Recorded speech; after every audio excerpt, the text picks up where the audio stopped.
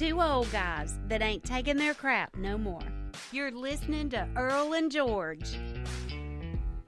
Welcome, everybody, to Earl and George Aged Conservative Talk. Buckle up, everybody, because it's going to be 2 hours of the Frederica Wilson Smackdown. Oh, man. She had no idea what she was doing or what was coming. Also, okay, so coming up on today's show, Earl and I and Mr. Producer in there, we are going to talk about the politics of the week, what has happened this last week. We'll break it down for you succinctly.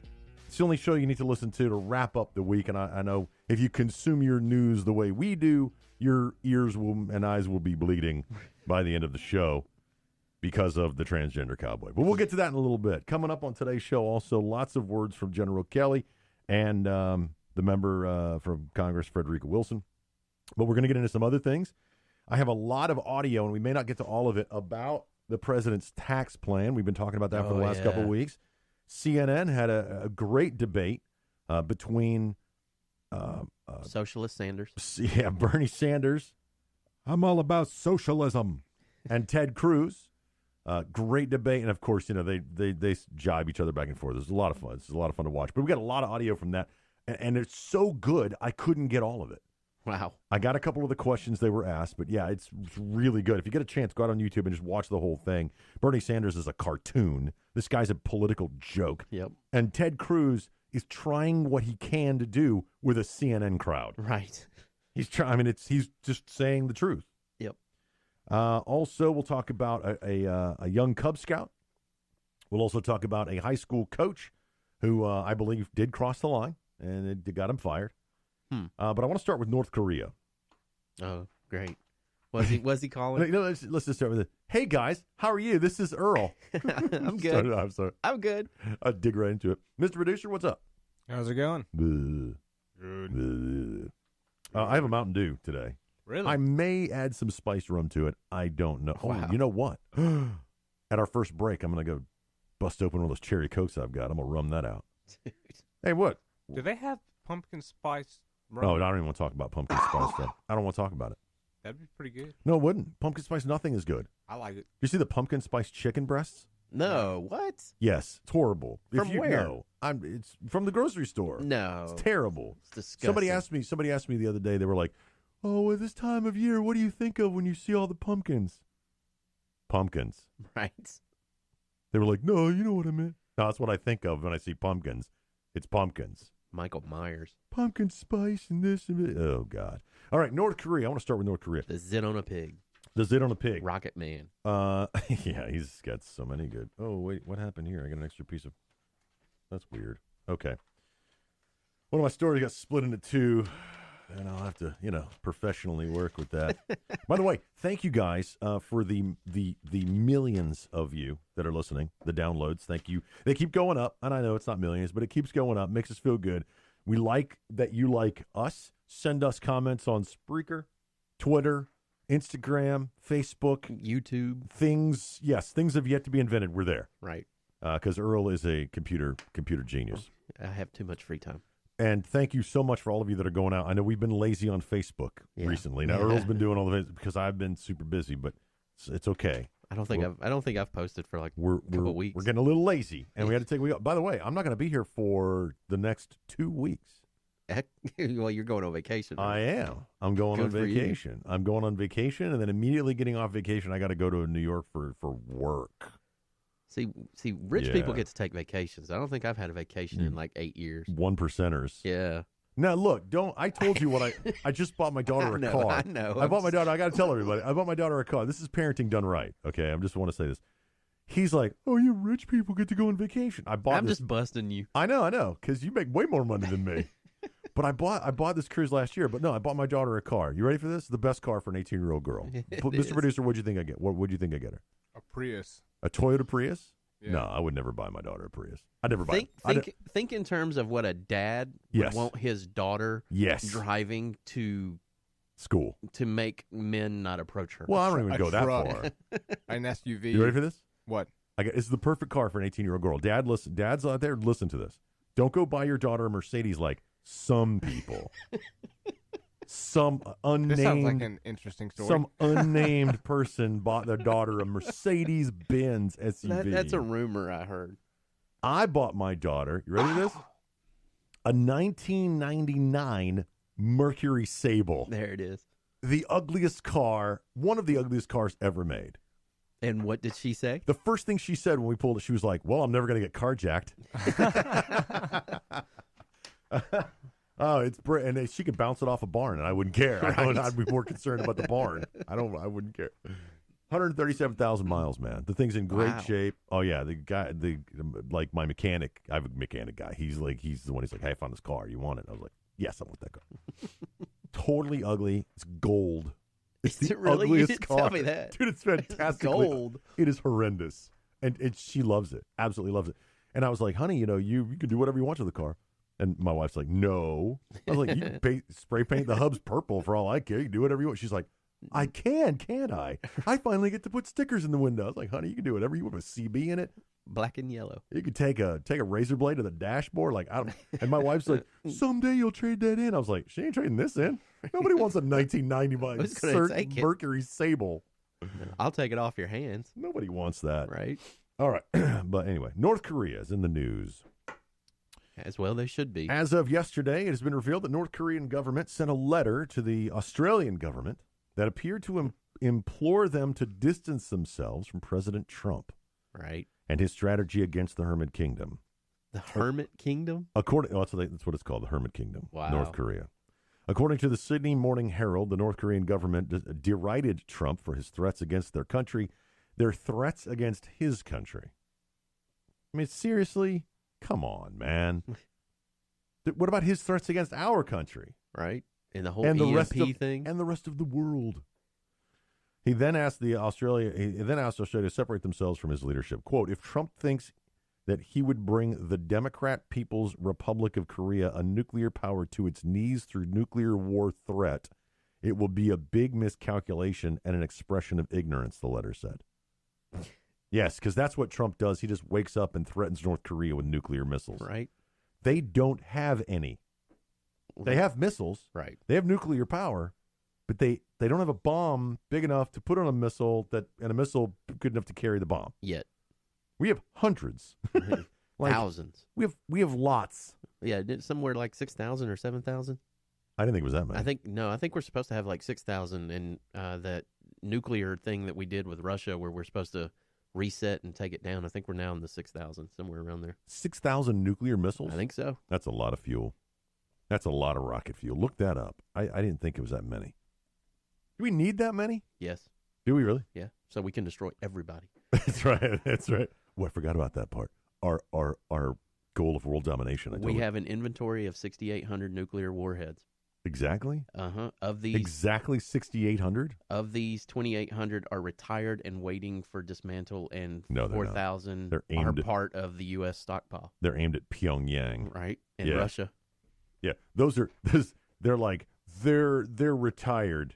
They're still in their tubes, fully fueled, ready to go. Right. Just in case we need those 2,800. And President Bush, the first thing he did when he was elected is he said our nukes weren't powerful enough. He wanted them more powerful. That was the first thing he did, was make them more powerful. I mean, it is peace through deterrence. It's mutually assured destruction of everyone else. I mean, until you let a nut job like Kim get his hands on them. Well, that's what he keeps trying to do. He's got a nuclear bomb, but he doesn't have a missile system. He doesn't have a delivery system that's reliable enough to get it to its target. So what was Australia's reaction to the letter? They laughed. Australia's Foreign Minister, Julie Bishop, said that the letter was evidence that the international diplomatic and economic pressure on the belligerent country was working. Quote, I read this as showing that the collective strategy of allies and partners to impose maximum pressure and diplomatic... Oh, she's a lawyer. Right. Wow. Maximum pressure and diplomatic and economic sanctions on North Korea is working, she said, continuing, quote, this is very unusual step of issuing an open letter for Kim Jong-un's character. Yeah, and then they claim they also sent them out to several other countries, that it wasn't just to Australia. And the other countries are like, no, we didn't get a letter. From the context of the letter, it appears that the North Korean government is implying that they did send other countries the same missive, but so far it's unknown if that's true or not. What do you? How desperate though to send a letter to a country saying, "Hey, please leave us alone." I don't know. I don't know that's not exactly what it said. They were basically like, "Hey, join us against the big evil Americans, because we're just these little guys trying to survive." And Never mind the fact that America provides defense for Australia. Like they're going to give all that up. it didn't make sense that they were. If you were going to send a letter like to somebody saying distance yourself from Trump, who would you send the letter to? Think about the countries. Who would you send the letter to? It'd probably be England. Well, here's the thing, Earl. You can't send it to our allies because they're going to be like, yeah, whatever, Kim. Well, Australia's an ally. I know. Why? But that doesn't make sense. He didn't even do the research. You can't send it to our enemies because they're like, yes, we hate America too. Right. So they got to send it to the people that are like, America kind of sucks, but you kind of suck too. Right? Right. Who is that country? France. Chad? Like, who's kind of in the middle there? It's not France. France is okay with us. Who is in the middle when they were that a letter from Kim Jong-un's I don't know. government would actually sway them, and they're like, yeah, the guy's right. America kind of sucks. Yeah. Well, we're going to back you guys. Russia's kind of considered an ally, but they're not really. No, there's no middle ground. Right. There's no middle ground. You either like it or you hate it. There's no middle ground. So why would he send this letter to people like Australia? Like they were going to be like, yeah, you know what? He's right. America really blows. We're going to go with North Korea on this one. I don't know. Who would you pick? That's what I'm saying. Like, I don't, Democrat, the Democratic Republic of Congo. I mean, they're kind of in the middle there. Find me a neutral country. There aren't any. No, because even Switzerland's not as Right. neutral. And then most of them would look and go, America, North Korea. Yeah, kind of a good track record of winning wars. Right. Kind of a nut job. Not to Yeah, mention our economy. Yeah, I mean, they're both run by pseudo nut jobs. I mean, I'm going to go with America. I mean, this doesn't The make any lesser sense. of the two evils. Yeah. But anyway, we did the North Korea story to wet your whistle for what's really been going on this week. I just wanted to get that out. That it is weird that he sends a stinking letter to Australia and a bunch of other countries like, we're good, they're bad, help us out. I love how they call themselves the Democratic Republic, too. Well, that's what they are. I know, they're the but- people. I think it was the People's Republic of it's the People's Republic of Congo. I had that one wrong, and it's the Democratic Republic of North Korea. Yeah. And 'Cause they they're don't. all about democracy. And there. by the way, they still claim that they are not North Korea. Right. They are Korea. Right. And the South Koreans are separated North Koreans. That's their whole mindset. Wow. By the way, for 3 generations, We're still at war. yeah, the North Korean and it's still a war. And the North Korean people have been told since their grandfather's time that America is evil and they're going to attack us. Wow. Their whole system, their whole thing is America is going to come back and they're going to and they're right there. They're like, look at that line. There those tanks are. There they are. We got to be ready. Wow. That's North Korea's whole thing. Huh. When we come back, we will dig into the president's comments and to the Johnson family and the fallout from all of it. It's Earl and George, Aged Conservative Talk. We'll be right back.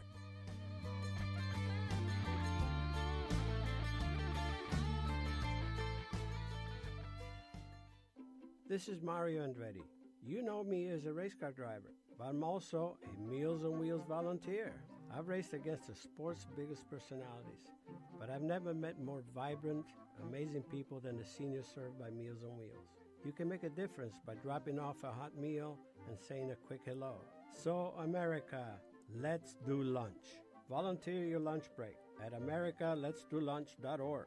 This message brought to you by Meals on Wheels America and the Ad Council. Hey, Dr. Phil here. You know, I help people solve difficult problems every day, but one problem has me stumped: childhood hunger. Nearly 16 million children in America struggle with it. Luckily, the Feeding America network of local food banks collects surplus food, giving hope to hungry children and their families.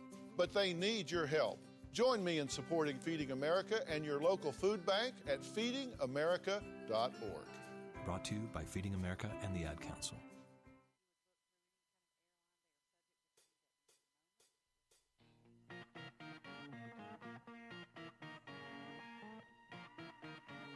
Mama always said that if you keep playing with it, it'll fall off. You're listening to Earl and George. So half my article didn't get printed, but I'm going to find the rest of it here. As you know, the President of the United States has the option of calling a family when a soldier gets killed on the battlefield, when a soldier dies. Right. Every president, every single president has written a letter to every single family of a fallen soldier. Yep. Every single one. So when you see the stones of Arlington, when you drive past here, we have a local national cemetery here where we are. We drive past and you see those stones. Every single family represented got a letter from the President of the United States. Usually they get a letter from several people along the way. In fact, most people have no idea what actually happens when a American soldier dies on the battlefield. And I'm so glad that General Kelly went out and actually told the people in his briefing the other day what actually happens when a soldier dies on the battlefield. There's General Kelly. I love General Kelly. Does General Kelly still stand Oh, by? sorry, wrong one. Hang on. Here it is. Okay, sorry, wrong cut. Listen, I just want you to listen to this, guys. This is Listen emotional. closely. This is an emotional thing for me, but I want you to listen. Listen to this. Most Americans don't know what happens when we lose one of our soldiers, sailors, airmen, Marines, or Coast Guardsmen in combat. So let me tell you what happens. Their buddies wrap them up in whatever passes as a shroud, puts them on a helicopter as a routine, and sends them home. Their first stop along the way is when they're packed in ice, typically at the airhead, and then they're flown to usually Europe, where they're then packed in ice again and flown to Dover Air Force Base, where Dover takes care of the remains, embalms them, meticulously dresses them in their uniform with the medals that they've earned, the emblems of their service, and then puts them on another airplane linked up with a casualty officer escort that takes them home. While that's happening, a casualty officer typically goes to the home very early in the morning and waits for the first lights to come on. And then he knocks on the door, proceeds to break the heart of a family member, and stays with that family until, for a long, long time, even after the internment. Some presidents have elected to call. All presidents, I believe, have elected to send letters. If you elect to call a family like this, it is about the most difficult thing you could imagine. There's no perfect way to make that phone call. When I took this job and talked to President Trump about how to do it, my first recommendation was he not do it. President Obama, who was my commander-in-chief when I was on active duty, did not call my family. That was not a criticism. That was just to simply say, I don't believe President Obama called. That's not a negative thing.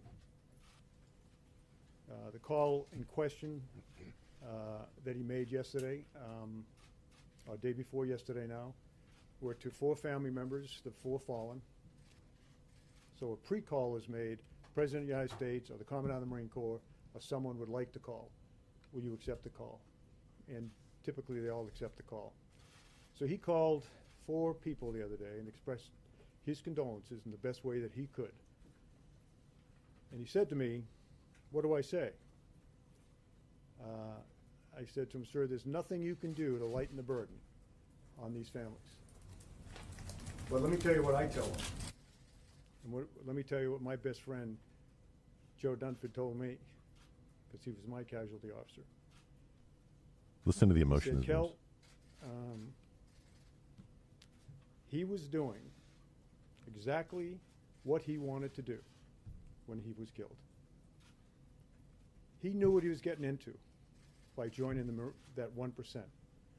He knew what the possibilities were because we're at war.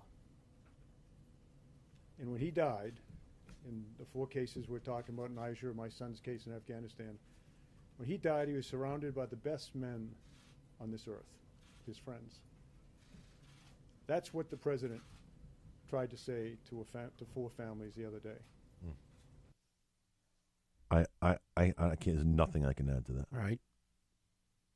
Absolutely nothing I can add to that. And I'll say this: Frederica Wilson has never served in the military.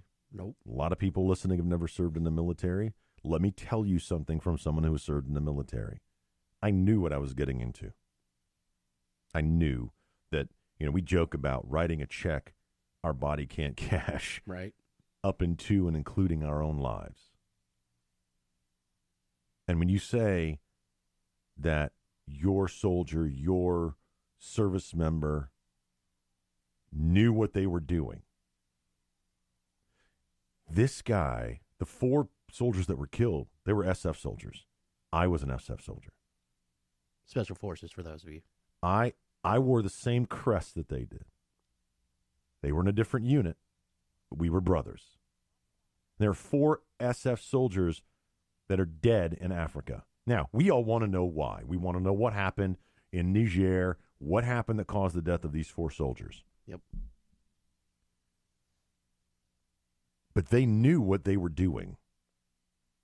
They knew that the sacrifice they could make for you and me, they knew it. And I can't imagine I can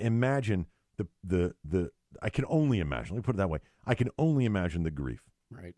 I've been to a lot of military funerals, guys. I have seen my share of brothers buried. And every single one knew what they were doing. In fact, they had re-enlisted multiple times. Right. Like, I didn't fall the first time, but there's more work that needs to be done, and if you're not going to do it, I'm going to do it. Yep. It's the beauty of it. And I'll tell you something else. The family members, they knew it too. This whole situation stinks to me. It's hard. I have a lot of questions. Number one, I haven't seen any information about how these 4 soldiers passed away, and I know the process by which that information and investigation is done. And right now, Democrat Frederica Wilson from the state of Florida is out there throwing all kinds of conspiracy theories and all kinds of information that she thinks is the truth. And the investigation is not done. I know for a fact a friend of mine who was killed in Afghanistan didn't die the way the family was told. So when she's out there saying all kinds of nonsense, none of it is true. Or all of it's true. We don't know. But the one thing that I know is that if the President of the United States, had I died in combat, called my wife to give her, the spouse of a fallen soldier, his condolences, she would have accepted them in the spirit that they were intended. Right. The other 3 that he called the other day did exactly that. They didn't have a Democratic congresswoman in the car with them. Why not? I don't know. We got a lot more audio to play. This makes me really, really mad. Really mad. And if it doesn't make you mad, not the fact that they were offended by the president's words, but that the memory of Sergeant Johnson is being dragged through the political mud in such a way that his sacrifice... Most Americans don't know what happens when we lose. I must have hit something. Say. That most... Oh, man. What makes you mad is that his sacrifice for you and me is being used by this woman. I'm a rock star now. For political gain. I'm a rock star now. I so wish I could cuss. I'm a rock star now. You laugh and joke. at the media. I'm a rock star now. Yep. And she's trying to defend herself. You know what? President Obama never called because I didn't die. Right. President Obama didn't call the other family members of people that I served with, that I stood next to, that are not here today. He didn't call them. He didn't. First of all, I think the president calling, it's if he wants to, fine, but don't interject yourself in the middle of their grief already. Let them heal. Let them understand. Let them go to the funeral and inter their soldier and give him or her the respect that they are due for the sacrifice that they made for us. First and foremost, Mr. President, I totally disagree with you calling people. Absolutely disagree with it. Now, it's his right to do it should he choose to do so, but I think it just opens up too many wounds. Right. But beyond my personal belief of who contacts the widow or the widower, beyond that, these 4 soldiers sacrificed, put the ultimate sacrifice for this country. And she's out there talking about that it was insensitive for him to call. It's insensitive? The things he said were insensitive? Listen to some of the questions. Listen to some of the questions that, and we just got a couple minutes, but listen to some of the questions that press secretary was getting based on all of this stuff. Let me pull these back up here. Listen. Listen to this one. Listen to this one. When is the president himself going to weigh in on what happened to those 4 special ops soldiers in each area? Okay, first off, there's a complete difference between a special operations soldier and a special forces soldier. Right. Okay, they, again, ignorant. They have no idea what they're talking about.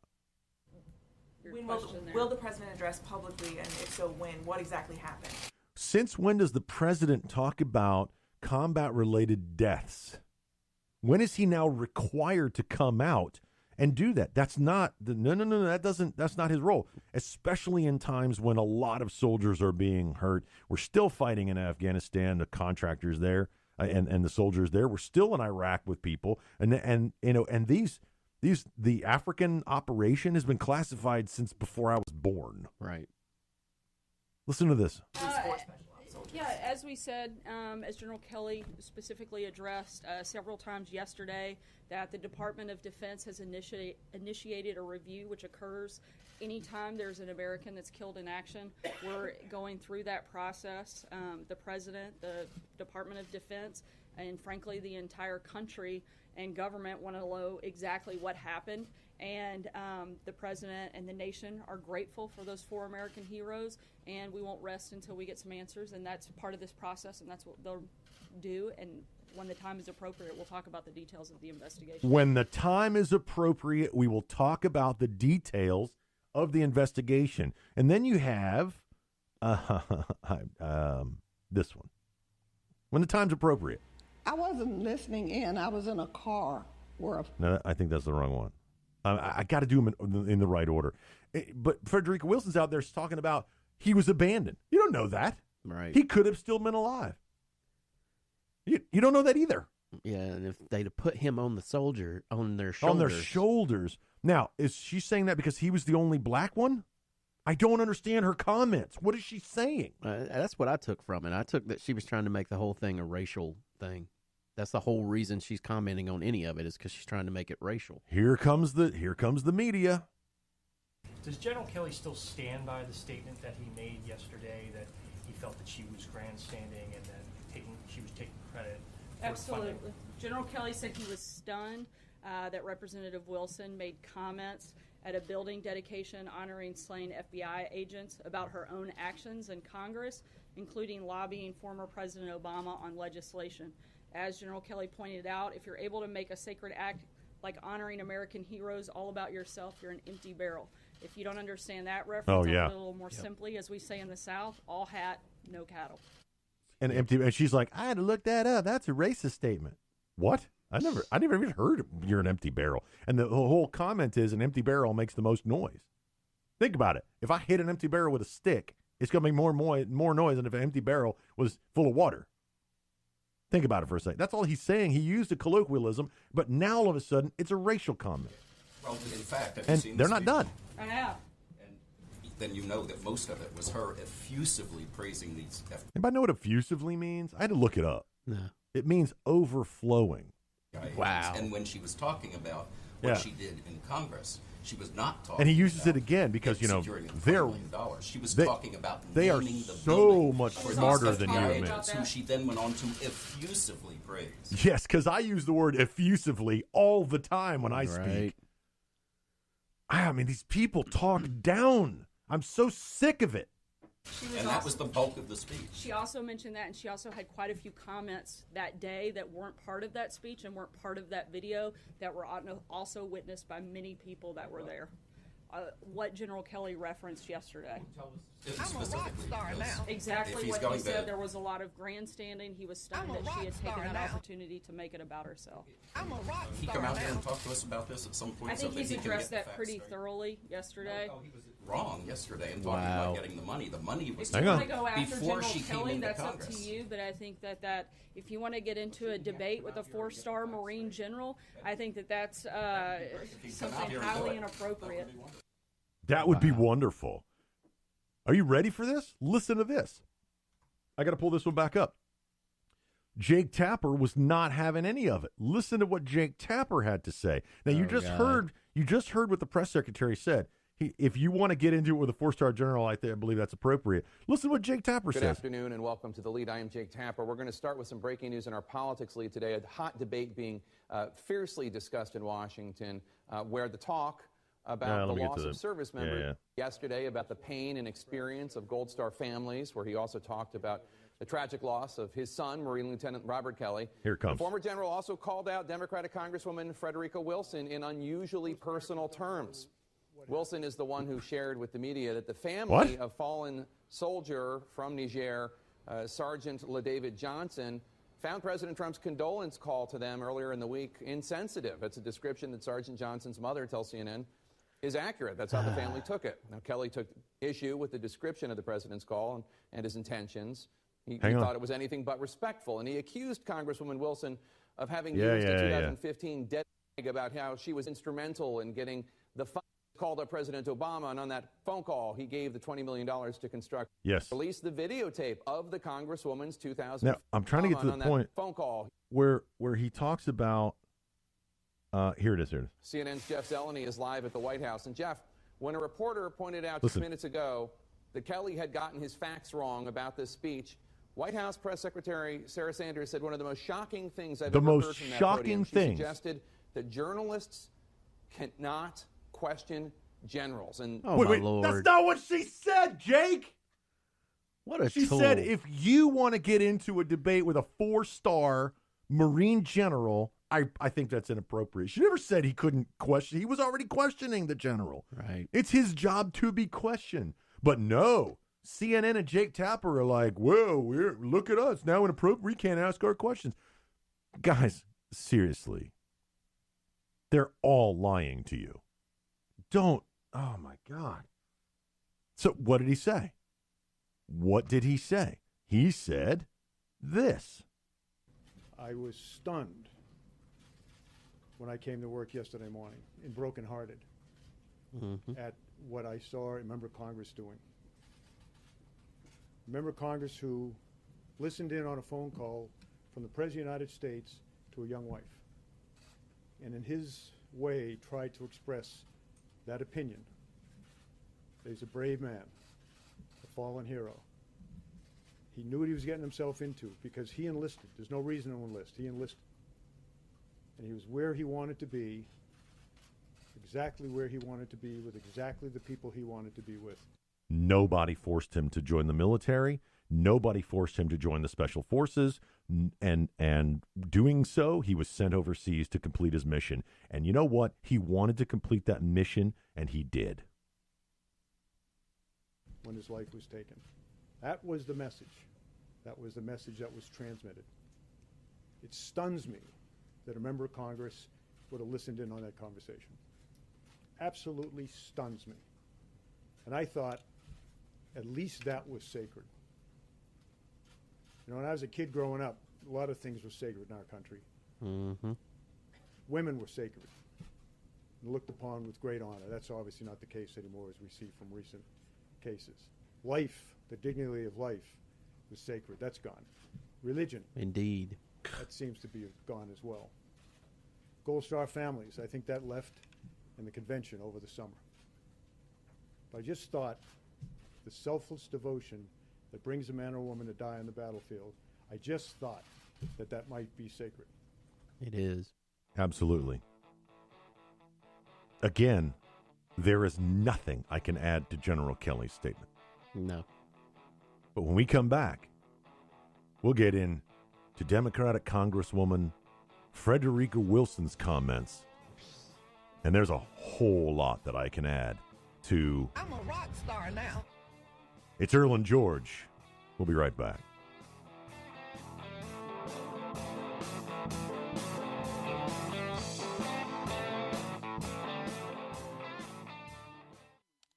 Chris, you're not acting like a grown-up in our relationship. Am too.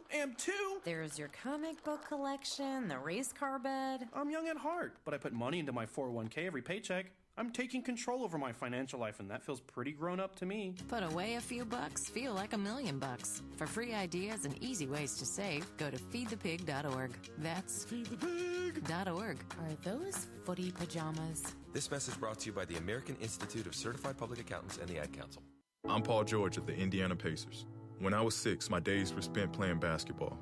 When I was 6, my dream was to make it to the NBA. When I was 6, my mom had a stroke. So I want you to learn to spot a stroke fast. F-A-S-T. F, face drooping. A, arm weakness. S, speech difficulty. T, time to call 911. I'm Paul George. Spot a stroke fast. Visit strokeassociation.org. Brought to you by the American Stroke Association and the Ad Council.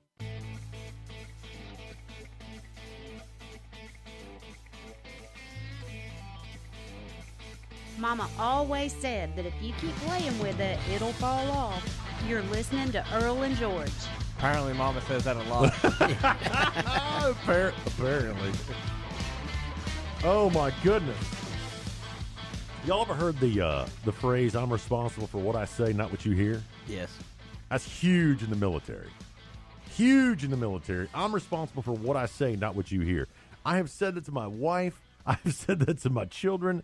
I have said it to groups of people. I have said it on the campaign trail. I have said it to Congress people. I have said it to friends and family, and I've said it to people across the desk that want to buy things from me or buy me. And now we've said it to the listeners. And now we've said it to you. I am responsible, George, I am responsible for what I say, not what you hear. The same goes for the President of the United States. Here's cut 3. Listen to this. Thank you, Sarah. Putting the Congresswoman aside for a second, I want to focus on what the mother of Sergeant Johnson said. She said that she felt that the president disrespected her in his comments. Now, regardless of the president's intentions... Regardless of the president's intentions? Yeah, never mind why he was calling. I thought we were all about intent because that's why Hillary Clinton's not in prison. She had no intent to break the law, so I thought we were all about intent these days, right? Right.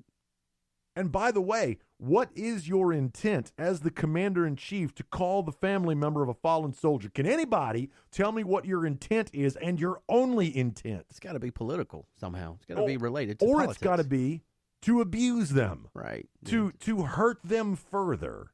To destroy them. They have lost a son, a father, a husband, a brother. And the President of the United States, the Commander-in-Chief, his intent obviously was to hurt them further. Right? Of course. Putting the president's intent aside, she heard what she wanted to hear on the end of that phone. What he said might have come across as disrespectful, and does he plan to follow up with her and repair? And now it's on him. She's offended by what he said, regardless of his intent. She just wanted to be a rock star. Exactly. Yeah. And these questions are inane to me. Nobody's sitting there saying, well, we know the president's intent was not to hurt the family. Of course it was not to hurt the family. It was to express his condolences. That's why he asked a 4-star Marine general prior to making the calls. Who's lost a son, by the way. Yes, who's a Gold Star father. John, what's the best way to do this? And he was honest with him and told him best way is not to. Don't do it. Don't do it. Yeah. Man, I really feel like I need to reach out to these people. I need to tell them thank you for their sacrifice, that your husband, your son, your guy was a hero. Your guy was a hero. Well, I get where the president was coming from with it, because the fact that he was the commander-in-chief on this particular mission, he may have had some kind of orders that were passed down that he approved. Well, that's one thing that they're asking. But now they're saying, well, did he directly approve this mission? And he did. No, man, I'm telling you right now, that's not how it happens. Yeah, well, it was a what do they call it? It wasn't a crap. I can't think of the word, but the mission wasn't sanctioned. It was an unapproved mission. An unapproved mission. Yeah. I don't think there's no such thing as an unapproved mission. If you follow the chart, and all military people do, right? There's no such thing as an unapproved. Bo Bergdahl leaving the base was an unapproved mission. Yeah. Well, desertion is an unapproved mission. The New York Times had this big write-up about it, and I think that's what they're kind of trying to lead to, is that these 4 guys went rogue and went off to do something because they supposedly spotted some terrorists, and they wanted to go take them out and have huge credit and get fame and everything. But no one special forces like they're not going to do that. Yeah. No, sir. That's not going to happen. Yep. Certainly, if the spirit of which those comments were intended were misunderstood, that's very unfortunate. But as the president has said, as General Kelly said, who I think has a very deep understanding of what that individual would be going through, his just comments were very sympathetic, very respectful. And that was the spirit in which the president intended them. If they were taken any other way, that's certainly an unfortunate thing. General Kelly has a frame of reference that few of us can even comprehend. Yep. Number one, he's the 4-star general and people died under his command. He was the commander of Southcom, wasn't he? Number two, his son sacrificed for our country. I don't know of anybody else in the country that falls into those 2 categories. Anybody? Nope. A 4-star general who also lost his son, Lieutenant Kelly? Anybody? I mean, I don't know of anybody else in the country. I'm sure there are somebody somewhere. But that's a frame of reference that we can't even understand. We can't even comprehend as ordinary people. Even being an SF guy myself, there's no way I could be the 4-star general understanding my son died. So when General Kelly says that he was stunned by what Frederica Wilson did, I believe the guy. Yep. Because Frederica Wilson doesn't have that. She's not a Gold Star mother. She started going off on CNN about Boko Haram and bring our girls back and blah, blah, blah. This woman's insane. Seriously? Oh, yeah. She started there talking about the President of the United States calling the Johnson family to give his condolences. They were offended by the call. Okay? Right. The end of the call should have sounded like this. Thank you, Mr. President. I appreciate you calling. You really need to bone up on your game. Because even if he did, the worst thing the president did was suck at making the phone call. Yep.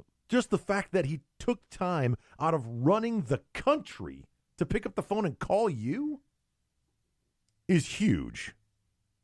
Thank you for the call, Mr. President. By the way, do you think the president just picks up the call and picks up the phone and goes, yeah, burp, burp, burp, burp, burp, burp, burp. Hey, yeah. Hey, look. Your guy was awesome. Look, it really sucked that he died, No, of course not. There are channels that you go through. The president doesn't pick up the phone and call Melania without somebody else doing it. And 4 other people are at least listening. So, General Kelly, I know we're beating this to death, but this pisses me off. Yep. General Kelly, he talks about the statement that everybody's focusing on is he knew what he was doing. He knew what he was doing. And that's true. Everybody in the military knew what they were doing. Everybody in the special forces knows what they're doing. You enlist knowing what you're getting into. But no, not according to Wilson. That is not a good message to say to anyone who has lost a child at war.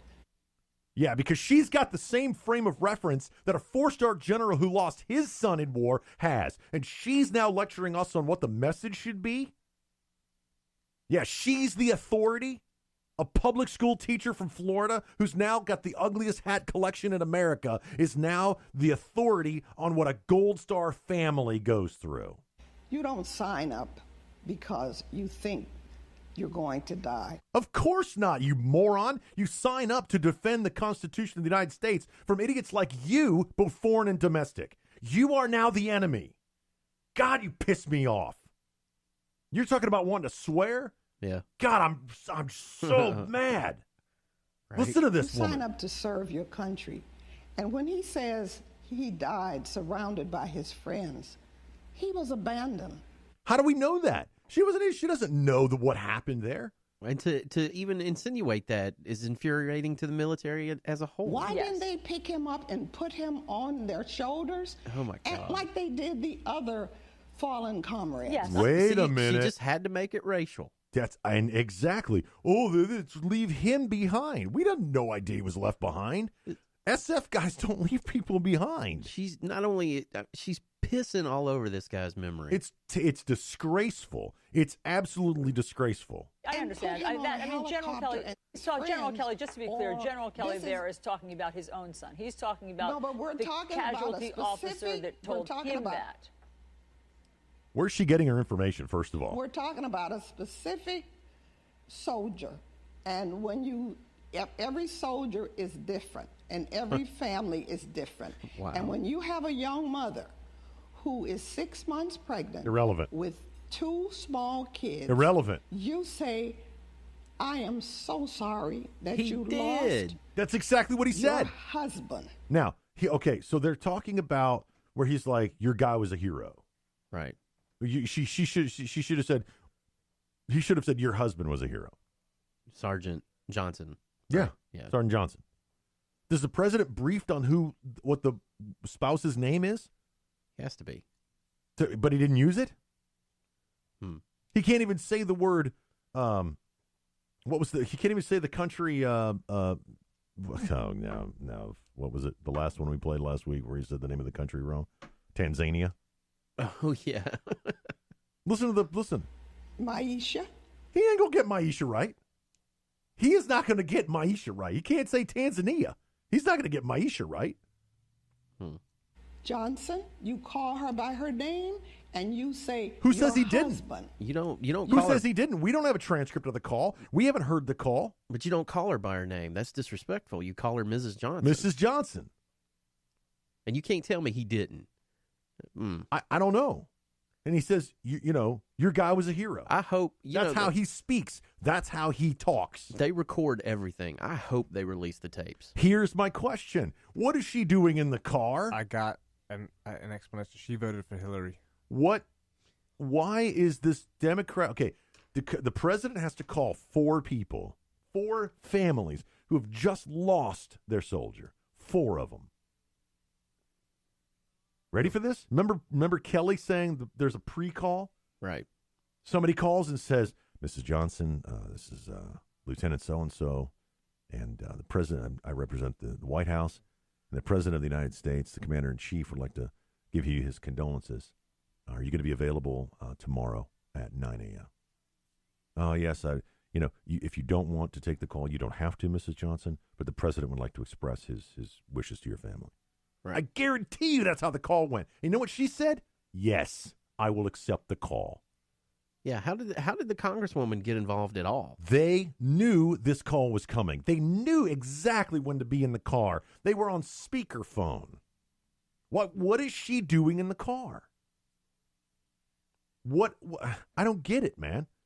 Was she paying her condolences? And if she was, how many times has she done that to other families? Kelly said she listened in on the phone call. And she's like, I didn't listen in. Listen to this. I didn't listen in. Then she describes listening in. I wasn't listening in. I was in a car where a call was being taken on a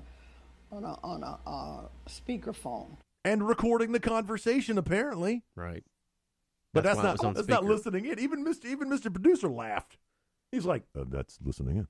Yeah. Listening in. Don't characterize it as that. Please don't characterize it as that. Now I'm being characterized as listening in. You were listening in. And that call wasn't for you. It shouldn't have been on speaker either. Well, I mean, if the family's huddled around it, but you in a car? What are you doing in the car with the family at the exact moment the president called? I still go back to what I said from the beginning. Call her by her name, Maisha Johnson. Call him by his name. Like he didn't say Mrs. Johnson. Right. He had to have. She wanted the president to refer to her as a first name basis, which again is not part of the decor. No, she said call her by her name, Mrs. Johnson. Call him by his name, LaDavid Johnson. She said Maisha Johnson. Yeah, earlier. Right. It's Staff Sergeant Johnson. Call the man by his name. Call the family member. But now it's just something isn't right, man. Something isn't right. They didn't have to accept the phone call from the president, but they did.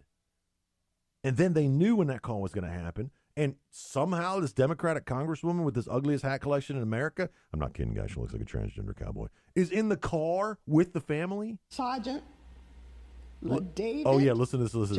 She even forgot the name. She's like, call him by his name. Listen. By his name? Sergeant LaDavid. Oh, that's right. Johnson. He is not her guy. Yes, he was. He is her husband. That too. And that is the part that hurt her the most. Not calling him her husband hurt her the most. No, ma'am. I think losing her husband in combat probably sucked worse. While she's 6 months pregnant. God, you are an inhuman monster to drag him through the mud like that. This is nothing about you. This is nothing about them. This is all about you. I'm a rock star now. You're a rock star now. This is the most press you've had in your entire life, with or without your ugly hat collection. I'm a rock star now. You're a disgrace. You are a disgrace. And even worse, the people that vote for you. I'm a rock star now. God, this makes me so mad. So mad. I got to calm down. We need a punching bag in here. Because I know what I'm going to. You want to get some? I'm going to go in there and get some cherry Coke. Whew. I can't even begin to express my anger at this congresswoman. Well, it's like General Kelly said. I mean, he put it best. Soldiers dying used to have some level of respect. Absolutely. And now, clearly, this congresswoman is showing that he doesn't deserve any kind of respect.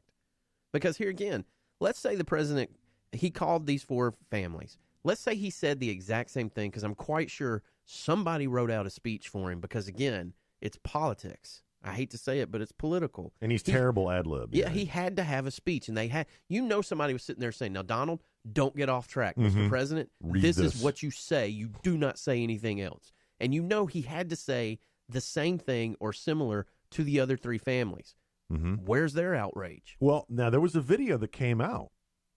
I believe there was a soundbite about what the president said to the Johnson family. Let me see if I can find it real quick. Really? Yeah, I remember saying, President, and we only got a couple more minutes here. And I thought I heard it on the radio. Oh man. Hang on. I gotta find the right video. I'm trying not to mumble on the phone. There was some audio of what he said. I just can't find it. And this is the one. There's another one that came out. This is another Gold Star family. Yeah. Getting a call from the President of the States. I am so sorry to hear about the whole situation. What a horrible thing, except that he's an unbelievable hero. And, all of the people that served with him are saying how incredible he was. Yes, sir. And just an amazing guy. And I he's a great hero. Well, thank you, President Trump. Those words are very kind. He was an amazing man, an amazing husband, and an amazing soldier. And I couldn't be more proud of my husband. There you go. What? How can you be proud? He's dead. You're supposed to be outraged that the president called him your guy. No. Because And she that's, to understands. be honest with you, it's what my husband wanted to. Yeah. It's what my husband wanted to do. Yep.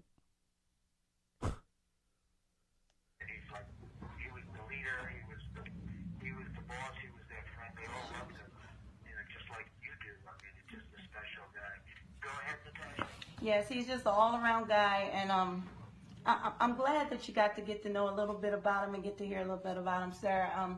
My husband is, to me, he was already my hero, to be honest with you. We've been together 15 years, 5 children.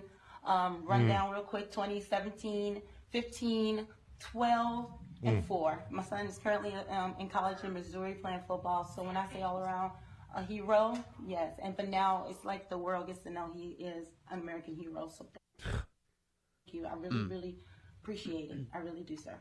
Thank you. That's so amazing. It's so amazing. And I'll tell you, when you're around, if you could, you know, the people that Come to see me. Yeah. if you're around Washington, you come over and see me at the Oval Office, okay? How dare he? What a jerk. What an absolute insensitive human being. What a jerk.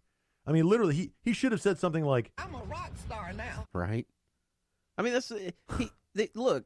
People are so up in uproar and pissed over what he said, and all he's doing is trying to convey his condolences as an American for their sacrifice. And I don't see anything more out of it. and even if he's bad at it, Right? he's doing the right thing. Yeah. Yeah. Even if he's really, really bad on these calls, he is taking the time out of running the United States of America, right, to call and Natasha D'Elenkar. And military families, they understand that. They understand the importance of the commander-in-chief calling.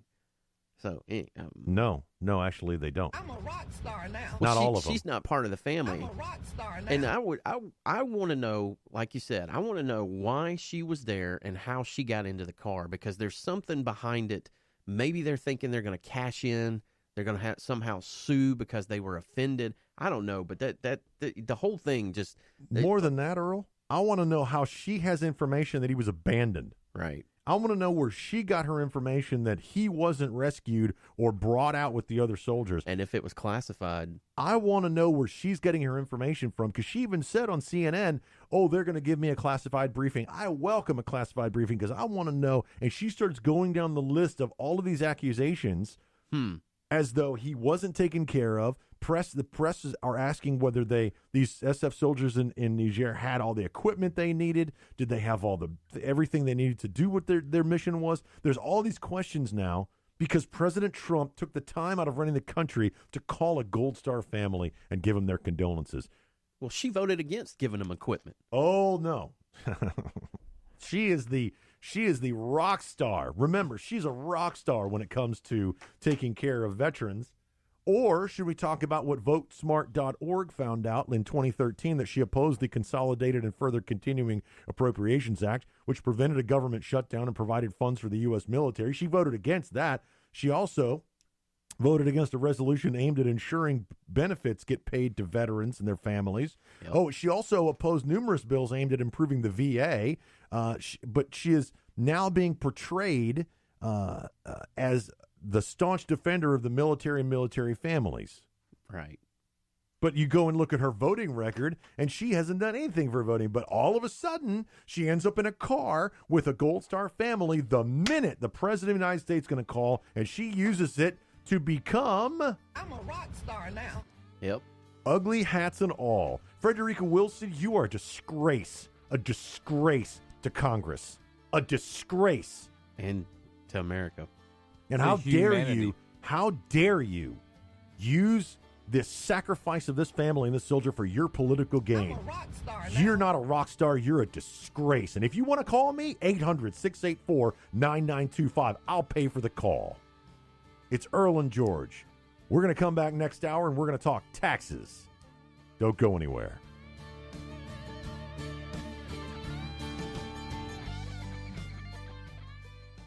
Let's go inside the mind of a 10-year-old. I I should have worn earrings today. Buckle up, Sarah. Michaela's got like the best earrings. Sarah, buckle up. I wish my name was Michaela. We're not hitting the road until you buckle up, honey. Oh yeah, seatbelt. I wonder if there's pizza at school today. It can be tough getting through to kids, but it's your job to make sure they're wearing your seatbelts. Never give up until they buckle up. A message from the National Highway Traffic Safety Administration and the Ad Council. Visit safercar.gov/kidsbuckleup for more information. Listen, as a hiring manager, I've got to tell you, the best job candidate isn't always the typical candidate. Sometimes they're a grad of life. Meet the grads of life. Young adults of unique determination and experience. An ideal fit for your company in an entry-level position, internship, or mentorship. They might not have every qualification you typically look for, but they're exactly who your company needs. Sometimes the best candidates aren't the ones you're used to. Go to gradsoflife.org to learn how to find, cultivate, and train this great pool of untapped talent. Brought to you by the Ad Council and gradsoflife.org. This message is for all of you sitting in the passenger seat. And apologies if it gets a little uncomfortable, but how does it feel to be at the mercy of someone who thinks a random text is more important than your life? Someone who takes their eyes off the road while speeding along in a 3-ton hunk of steel. Freaky, right? Well, why not just ask them to stop? Or better yet, volunteer to text for them. It might be a little awkward, but believe me, you'll live. Learn more at stoptextstoprex.org. Brought to you by the Ad Council and the National Highway Traffic Safety Administration.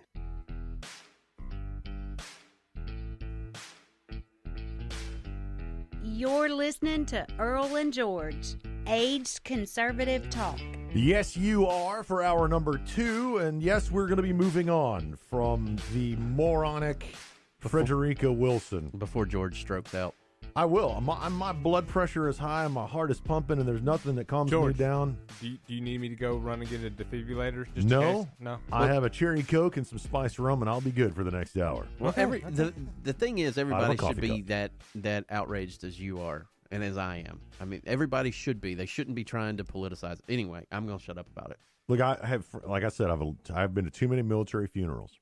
And it ticks me off when you start dragging through the political landscape mud, the swamp. You have drug his memory through the swamp. Congratulations. Don't do it. You're evil. Stop it.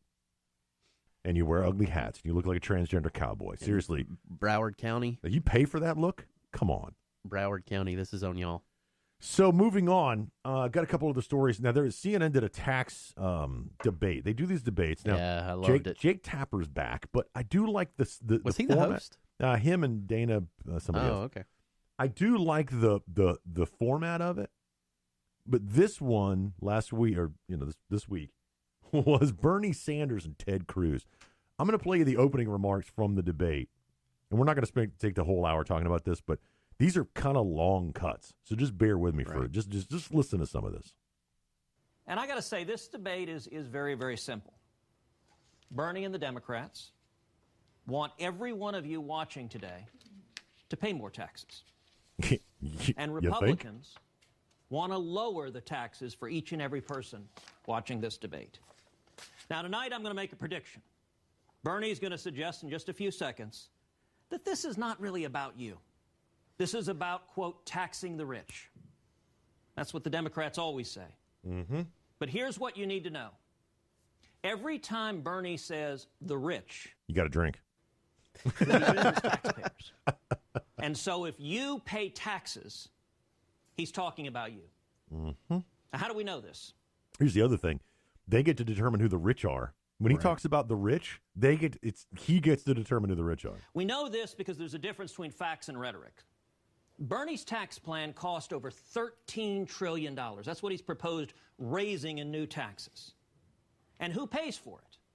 Well, the Democrats always talk about the millionaires and billionaires. And wait a minute. Remember that he also talks about free tuition, $15 an hour minimum wage, free health care. He talks about a lot living more. Wage for all. He talks about a lot more than just raising $13 trillion in taxes. Right. And by the way, his plan only raises $1 trillion. Listen to this. But here's a simple fact. We could take every single person making $1 million a year or more and confiscate 100% of their income, everything they make, every penny. Mm-hmm. And it would raise about $1 trillion, about Mm-hmm. 8% of the cost of Bernie's tax plan. Because $1 trillion is 1,000 billion. Right. So even if you took all of the money from all of these people like Bill Gates and the Koch brothers and Zuckerberg and all of the, if you took Warren Buffett took 100% of their money, and of everybody making $1 million or more. I don't make $1 million. You don't make $1 million. I wish. But if we made $1 million per year and you took 100% of their money, they now are homeless, by the way. If you took all of it, he still has a $12 trillion shortfall. And who's going to pay for it? That means if you want tax revenue, you don't get it from the millionaires and billionaires. You get it from the middle class. There's your answer. Duh. Yep. You get it from the working men and women in this country. Tax cuts are about jobs and more money in your pocket. More money for the single mom to buy books for her kids. No. For the truck driver to be able to afford sending his daughter to college. That can't be. For the family who's struggling to make ends meet to be able to save up and go to Disney World. Ooh, yes, because rich people go on vacation, Right? Earl. Yep. Because rich people go on vacation. This debate is very, very simple. Bernie and the Democrats want to raise your taxes, and the Republicans want to cut them so that you have more in your pocket. That's it. Boom. Done. We've talked about this End of for story. 3 weeks. And that's what they talk about. But then they'll come back around and they'll go, and you're going to hear Bernie Sanders in his opening remarks, and he'll talk about the 1% and the 1/10 of 1%, and I'm all about the middle class and blah, blah, blah. Just listen to this nonsense. Senator Cruz, thank you. Senator Sanders. Let me make a prediction. In 2 minutes, Senator Cruz is going to tell you that if we give tax breaks to the billionaires like George W. Bush did, like Ronald Reagan, then we're going to create zillions of jobs and you're all going to become very, very rich. But he never said that. He never said that. By the way, you're a business owner, right, Earl? Yes. I'm a business owner, right, Earl? Yes. If I have more tax breaks, what does that mean? If we lower my tax burden, what does that mean for my business as a business owner, Earl? That means you're putting more money back into your business, which means either you're hiring more people or people are getting raises or whatever. Increasing your infrastructure, Right. expanding Improving your business. Improving your business. Why is that? Because our business is our income. Right. And my income is not tax money. I don't get paid for the money that I pay the government. Bernie Sanders thinks that if you take tax dollars and you lower the corporate or the small business tax rates, that the owner of the business is going to be like, screw you guys, I got now more revenue. But he doesn't understand, because he's a socialist, that the business owner says, I can take that money and I can pour it back into the business because the business is my revenue, not the tax dollars. Yep. That's a very simple concept, and I'm not a lawyer or an economist. Or an accountant. And I'm only a half-decent businessman. Right? Right. It's not difficult, but that's not what Bernie believes. We have a trickle-down economic theory. Tax breaks for the wealthiest people, the largest corporations, and whoa, everything is good. No. Tax breaks for everybody, and whoa, everything is good. Right. If you have to lower the billionaire's tax rate, then you lower the poor guy's tax rate. If you lower the big corporation tax rate, you lower the small business tax rate. It's economics. It's the same. How much money you make is irrelevant. And he quoted Ronald Reagan, and correct me if I'm wrong, but didn't Ronald Reagan's economy grow the fastest and the biggest in U.S. Ronald history? Reagan raised taxes 4 times. Right. And there's a whole story behind that.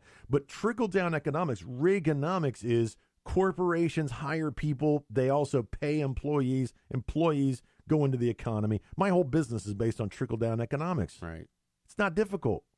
That is a totally fraudulent theory. Here is Yes, because socialism is a non-fraudulent theory. Right. Socialism is the way to go, because we get to say things like free tuition, free single-payer health care. Who's that single-payer? Oh, the government. We get to, $15 minimum wage. He doesn't explain how to pay for all this stuff. He doesn't. He just sits there and spouts He never it. does. He's like a water fountain. He just spews the same stuff over and over and over. Of American society today.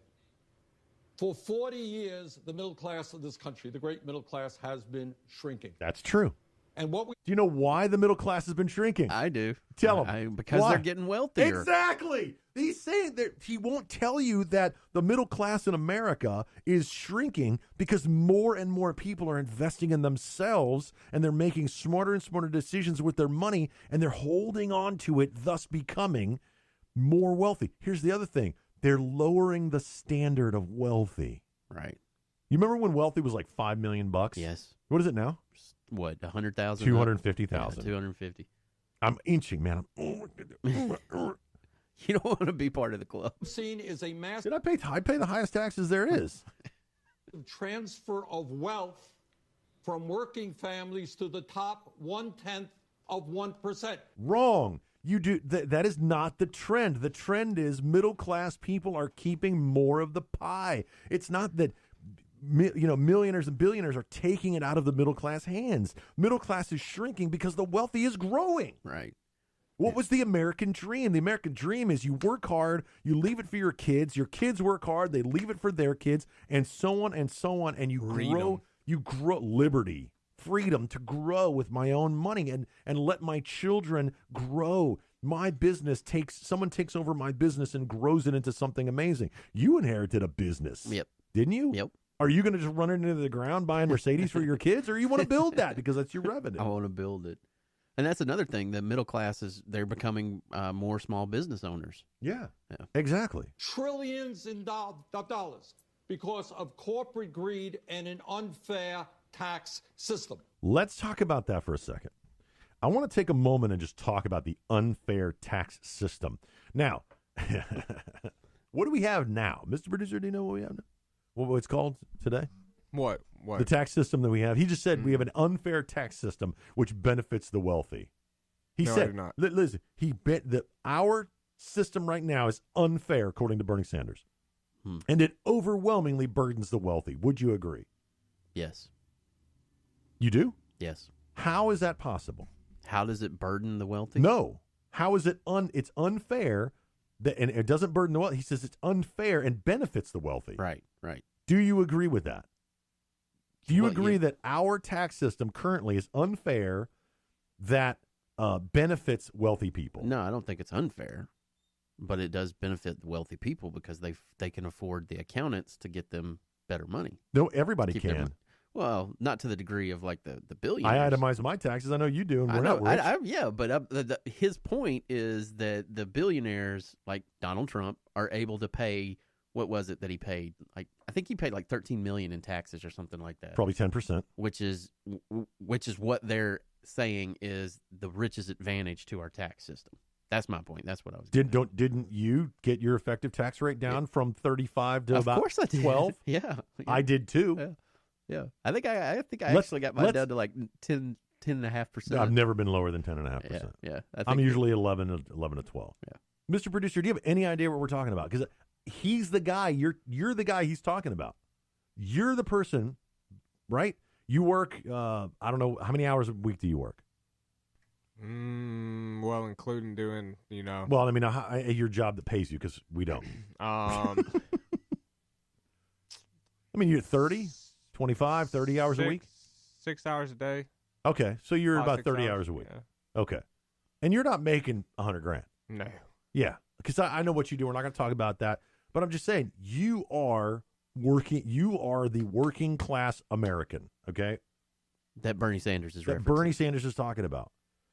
If we double your standard deduction, okay, take away the 5% that you pay the state of Alabama, right, which 5% of whatever your income is nowhere near the double of your standard deduction. The idea behind taxes is paying less to the government. Does that sound like something you would want to do? Well, it just depends. I mean, yeah, on one regard, but I mean, if you get your money back, and that just depends on so. What I'm saying is, it's a yes or no question. Sure. Do you want to pay more money to the government or less money? Less money. Less money. Why do you want to pay less money? Why do you want to keep more of your money? There you go. Why do you want to keep more of your money, you greedy Republican? So the intent here is pay less in taxes, lower taxes across the board. Don't focus on, well, I don't get to choose. We're going to talk about the salt tax in a little bit. Oh, I don't have the salt tax. Uh-oh. I got small business taxes, but I don't have salt tax. I need you to oh, never mind. I think I can. No. I'll get it during the next break, but we'll talk about it. I like how we might get into it, but I like how he brought up the whole estate tax and everything. Oh, we're going to talk about death tax. We're going to talk about death tax. But our tax system, as it is right now, is inherently unfair. And let me explain why. It is called a progressive tax system, which means the more you make, the more you pay. That is inherently unfair. If it was an actual fair tax system and everybody paid their quote-unquote fair share, the important word there is not fair. The important word is share. I want you to think about that, America. The important word in fair share is not fair. If it was fair, we would pay the same. It would then be fair. But by saying that a millionaire pays 10% of his income and somebody who makes $100,000 pays 10% of her income, that is inherently unfair. And what we have now is where the person who makes $100,000 pays 25% of her income, and the person who makes $1 million pays 39% of their income. That is still unfair. Bernie Sanders can't have it both ways because they're not sharing the tax burden. Right. We have an unfair tax system, a progressive tax system. We're going to talk about, there's about 2 more minutes. We're going to go. Bernie Sanders continues on. Now, the Trump Republican tax proposal that's before us today, this proposal is being pushed by Senator Cruz's campaign contributors, some of the wealthiest people in this country, by the Koch brothers, who are worth $90 billion. $90 billion? Why is that a bad thing? Why are they pushing this agenda? Why are they pushing that agenda? Because they're worth $90 billion. Because 80% of the tax breaks in this proposal will go to the top 1%. Bullcrap. I'm calling bullcrap. Raise the bullcrap flag. Bullcrap. Right. Yeah, because even in the speeches that Trump's been giving, he's saying that his people, he said, people like me are actually going to have to pay a little bit more. Here's why that's bullcrap, Earl. Why? Because the proposal doubles the deduction of every American citizen. Right. You can't say that 80% of the proposals in this tax plan benefit the wealthiest of the wealthy when every taxpayer in America pays less. And doubles their deduction. Yeah. You can't do it. His math is wrong, but it's a skewed statistic. It's that Common Core math. Because he gets to determine who the wealthy are. Right. If you own a small business, let's say, I don't know, a little tiny radio station, you're rich. Yep. If you own a business, I don't know, let's say a little web development company, you're the rich. You get a tax break as a small business owner. You're the rich. So therefore, 80%. That's such a bullcrap statistic. Yep. Hang on, almost there. In fact, 30% of the middle class will end up paying more in taxes. How is that possible when the middle class gets to double their deduction? How do you pay more in taxes? Facts don't matter to Democrats. The math doesn't work. His math doesn't work. What is the highest tax rate state in the United States? California. 9%. 9%. Let's just assume I make $100,000 and I'm in California. $9,000 of my money goes to the state. Just for living there. How much do I get to deduct from my federal taxes under this proposal? I'm a married guy. I've got a family of 2, my wife and my 2 kids. I make $100,000 in California. It was not me, by the way. I make $100,000 in California. I pay $9,000 a year in state taxes. How much do I get to deduct from my federal taxes, Earl? Isn't it $24,000? $25,000. Wow. How am I going to pay more taxes? 40% of the tax benefits will go to the top 0.1%. How does he get to that number? He's making it up, man. He has to. Oh, man, that rum is starting to hit me, bro. My heart's pumping, so the alcohol's moving kind of faster.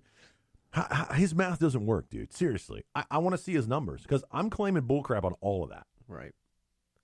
The scary thing, though, is nobody questions Sanders. All of the people that followed him when they were voting for him, they never questioned him. His math has never made sense. His math has never made sense. Let's go and take a break. We're going to finish up with this one. This is massive tax breaks for the wealthy. And then the other thing they do, according to in order him, to pay for because he gets to determine who the wealthy are. Yeah, right. Tax breaks. You know what they do? They cut Medicaid over a 10-year period by $1 trillion from 15 million Americans blah, blah, off blah. of the health insurance they have. They cut Medicare by $470 billion. So what this... They go on later on, they talk about, Ted Cruz says, will you agree that cutting taxes for everybody is good? Bernie Sanders says yes.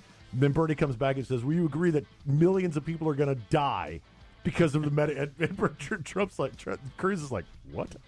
In fact, people in the crowd laugh. Wow. We'll be right back. I got to get that last soundbite, so I'm running in there. Okay, this might be a long break. We'll be right back. It's Earl and George, AIDS Conservative Talk. Don't go anywhere.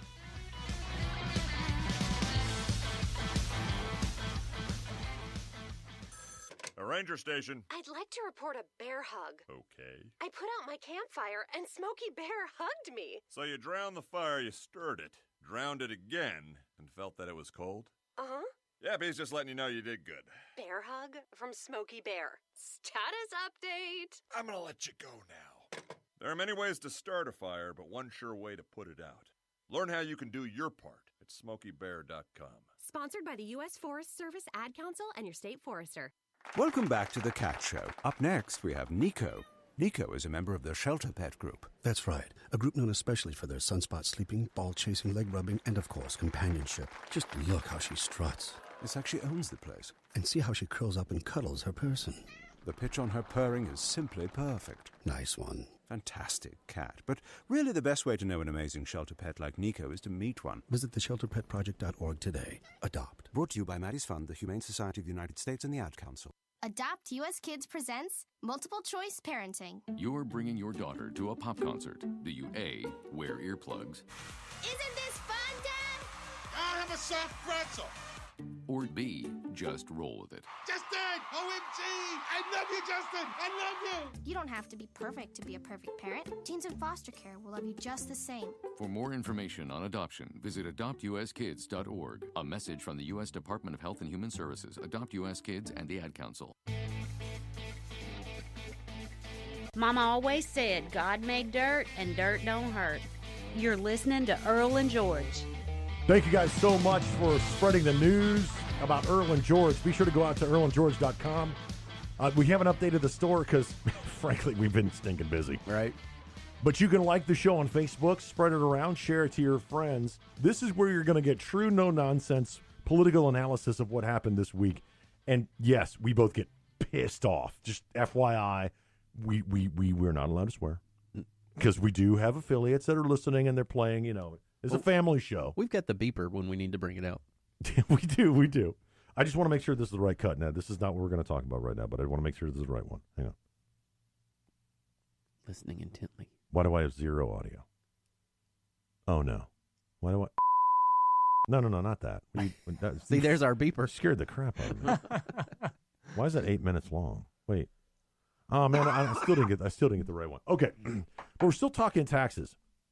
So Ted Cruz and Bernie Sanders square off on a CNN tax debate. And it was great. I'm telling you, if you get a chance, if you missed it, you can go out to YouTube. You can watch the entire debate. Bernie Sanders is a cartoon. Ted Cruz does great. And all the comments are like, Lion Ted doing what he does. Ted Cruz, he's phenomenal. He was my choice in the primary, okay? I wanted Cruz to be the president of the United States. But he's not. But the guy knows what he's talking about. Yeah, he does. So they allowed some of the people to come up and ask questions. And I wanted to play the question about small business taxes because you and I are both small business people.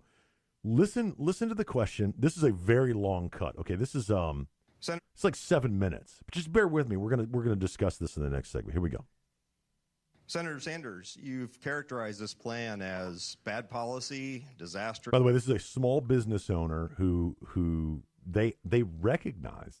He's not the truck driver, is he? This is the guy who owns the trucking company. Okay. And he steps up and he goes, so-and-so owns a trucking company and is a Trump supporter and has a question for, and they had to specifically say that. But they didn't do it about the Democrat lunatic from New York. Right. He said, she's a Hillary Clinton supporter. No, she didn't do that. All right, check it out. And morally repugnant. Yes. Matter of fact, I did. One element of this plan calls for a reduction in the tax rate for small businesses like mine, who are already taxed at a higher rate than our corporate counterparts. Yes. Can you clarify Yes, for me they are. Look, how that's disastrous or No, bad it is. health? But people don't know why. People don't know why. Because people who own corporations don't pay self-employment tax. Right. We do. So All we're right, but repugnant. here's the point, Mark, and you make a good point. Small businesses Here comes are the lies. struggling with federal, state, local taxes. I got it. And we want Medicare, millions of people are going to die. Like, I know what he's going to say, right? help small businesses. But, Mark, what this particular bill does, as I mentioned earlier, 80% of the benefits go to the top 1%. Can you, I need him to have a flow chart. I need to see this. Right. What gymnastics did he go through to try to get 80% go to the rich people? And where's the threshold? Where's the threshold that he says 80% goes to the 1%? It's all bull crap, man. When every single taxpayer gets they double their deduction, how does 80% go to rich people? Not to you, not to small businesses. And $269 billion. I like how he says $269 billion. Blabbering. Go to the top 0.2%. He's got such a great accent. I want it to be like, you're listening to Earl and George. Is that a Vermont? Is that okay? That's fantastic. But we come together in a bipartisan way and say we need to help small business. Yeah. Listen, he's so flippant about it. By the way, that means flippant. He's so flippant about it. He doesn't really mean that. We can come together in a bipartisan way and lower taxes for small business. Yeah, we should. We could do that. He just doesn't. He doesn't sound sincere. Listen to it again. Listen to him. Businesses. And $269 billion go to the top 0.2%. So we come together in a bipartisan way and say we need to help small business. By the way, the top 0.2% is like 3 people. Right. Stop. Yeah, I think you do need help, and I'm there for you. But yes, Bernie Sanders is there for us, Earl. Right. Yes. As a nation, we've got to look at your issues as a small business person in a different way than we look at the needs or the so-called needs of the Koch brothers and billionaires. Yeah, because the Koch brothers, they've got a bunch of money and they don't need to. They don't need tax breaks. They need to expand their business.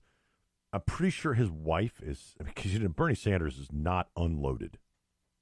That's a weird way of saying he's not poor. I tried to find their net worth, and they've done a great job of hiding their their net worth. Yep. Makes sense to you? Sure. Senator Cruz? Slap down in 3, 2, and 1. It's interesting. Bernie said he's there for small businesses. And yet what he means by that is he's happy for you and anyone else to get a government check. But you notice he didn't talk about any taxes that he would cut.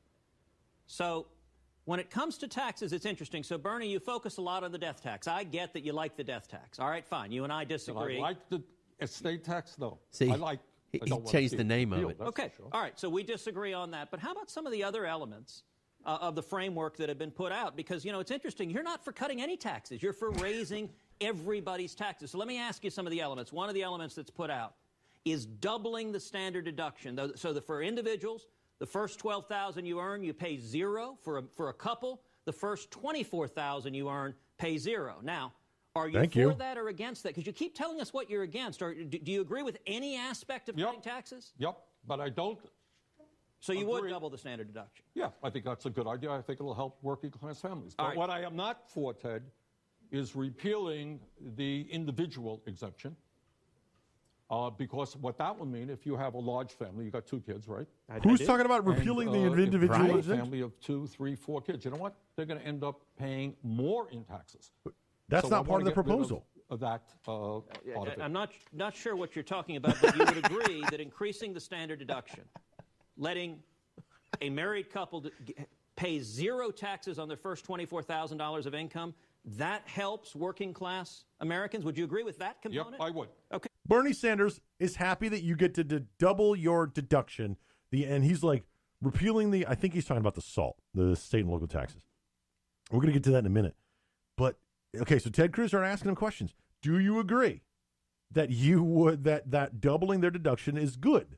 Yeah. Right? Yeah. Yeah, I agree with that. All right, we found some common ground. It is a miraculous night. All right, let's take a second element.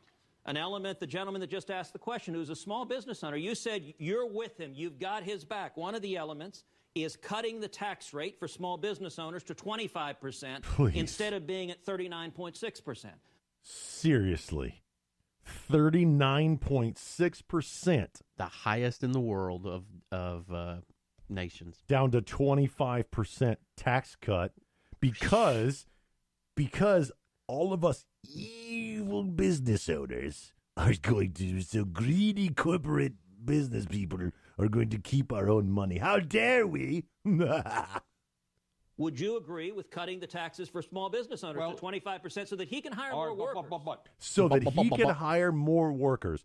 Because, as we've stated earlier, we don't get paid on the tax money that we pay. Right. That's not my income. Bernie's my about income, to lay his egg. My income, yeah. My income is my business. Yes. And if I can put more money into the business, I make more money. By the way, so do all my employees. Right? You can't look at it this and that. You got to look at it in a comprehensive way. Ted, will you? You can't. It was a simple question. Before we talk about the small business, Here we go. Will you agree with me that it? Listen to the audience. This is fantastic. Listen to the audience. Will you? Before we talk about the small business guy, will you agree with me that it makes no sense to lower the tax rates of the highest income people in this country? I don't agree with that, but answer. But you have to look at this. Would you agree with me that thousands of people will die if we cut Medicaid by $1 trillion and throw 15 million people? Who is proposing cutting Medicaid by $1 trillion? Right. Can you look up, is there $1 trillion Medicaid cut coming? Who is proposing cutting Medicaid by $1 trillion? He's making the connection to the Koch brothers. They're the ones that are saying they want to get away, like they want to do away with Medicaid altogether. Are the Koch brothers Congress people? Well, are the Koch brothers he's trying to senators? He's trying to say that the Koch brothers are running the Republican Party, which Ted Cruz is representing there, and that they are in Ted's pocket and all of that. So yeah. All right, here we go. Off of the health insurance that the audience laughed and at that's him. Not right. Bernie Sanders. That's a number of studies. He's a cartoon. So to answer your question, if the question is, should we support small businesses? Okay, and let me just caveat that the three Republicans in the room laughed at him. Well, the rest of them, listen. Income people, the answer is of course we should. That's the kind of tax reform we should do. I don't want to write them a check. We can lower taxes. But what you are doing is saying we're going to help a lower income person here, a small businessman over here, but we're going to tie it to the fact that 80% of the benefits are going to the top 1%. Work with me on a tax proposal where 80% of the benefits go to the working class and middle class. And all the Democrats show up and say, Bernie, as you... That was a campaign speech. By the way, it does say that they're going to cut $1 trillion from Medicaid. Do they really? Who's they? Think Progress, which is a left-leaning. No, but who's they going to cut it? It says that the Republican budget, the new report prepared by the Senate Budget Committee, minority staff led by Senator Bernie Sanders, the budget would cut $1 trillion from Medicaid and $473 billion from Medicare over the next decade. So they cut $1 trillion over 10 years. Yeah. Well, I don't have a problem with that. Nope. But this is coming from Think Progress. It's $100 million a year. Bernie Sanders is it's $100 million a year over 10 years. Does it? By the way, when a politician tells you that they're going to cut $1 trillion, they never tell you how long. Right. They always say we're going to cut $1 trillion from Medicaid. You think it's going to be tomorrow? What they're saying is you're cutting $100 billion from Medicaid this year and next year and the year before that and 3 years from now when there's a new president, that all ends. It never lasts 10 years. Right. Never. It's craziness.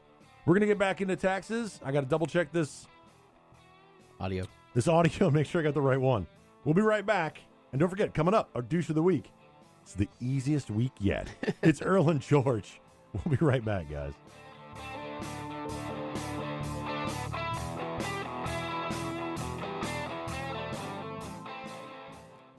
Hi, Mom. Is Claire's birthday party today?